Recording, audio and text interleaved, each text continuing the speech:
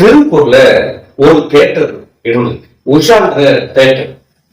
அந்த தியேட்டர்ல புரட்சி தலைவர் எம்ஜிஆர் படம் மட்டும்தான் போடுவாங்க. வேற எந்த படமுமே போட்டது கிடையாது. ரசிகர் அதிகமா அந்த தியேட்டர் தான் கூஞ்சுக்காங்க அந்த காலகட்டத்துல. அப்போ ஒரு தடவை 1972 அந்த காலகட்டத்துல எம்ஜிஆர் அவர்கள் திருப்பூருக்கு போறாங்க. அப்போ கட்சி நிர்வாகிகள் எல்லாருமே தங்கிறதுக்கு கெஸ்ட் ஹவுஸ் அங்கதான் வருவாங்க சொல்லி காரணம் பண்ணி வச்சுட்டு எதிர்பார்த்துட்டு இருக்காங்க.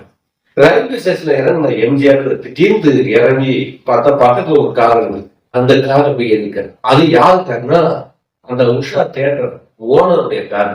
அங்க போயிட்டு நேர அந்த ஓனருடைய வீட்டுக்கு போயிட்டாரு. இவருக்கு வீட்டுல சாப்பாடு பரிமாறி விருந்து வச்சிருக்காங்க. அதுக்கப்புறம் அந்த கட்சி வழியா அவர் போயிருக்காரு. என்ன அப்படின்னா இப்போ சில பேர் என்ன பண்ணுவாங்கன்னா சில நேரத்தில் மறந்துப்பாங்க.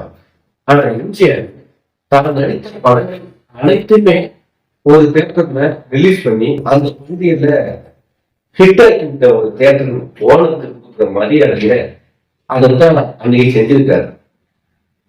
அங்க இவ்வளவு நம்ம படத்தை நம்ம தியேட்டர்ல படம் மக்களுக்கு நம்ம கொண்டு போய் சேர்த்த அந்த ஓனர் வீட்டுல போய் நம்ம உட்காந்து சாப்பிட்டா நம்ம சந்தோஷப்படணும் அப்படிங்கிற அந்த நன்றி உணர்வு எம்ஜிஆர். அதன் பிறகு 1973 உணவு வாலிபன் படம் ரிலீஸ் ஆகி அதே தியேட்டர்ல மிகப்பெரிய அளவு வசூலை குவிச்சு இருந்த தியேட்டரா அந்த உஷா தியேட்டர் இருந்தது. இப்போ அந்த பகுதியில உஷா பேர் தான் உஷா தியேட்டர் தவிர அந்த பகுதியில எம்ஜிஆர் தியேட்டர் அவங்க கேட்டாதான் மக்களுக்கே தெரியும்.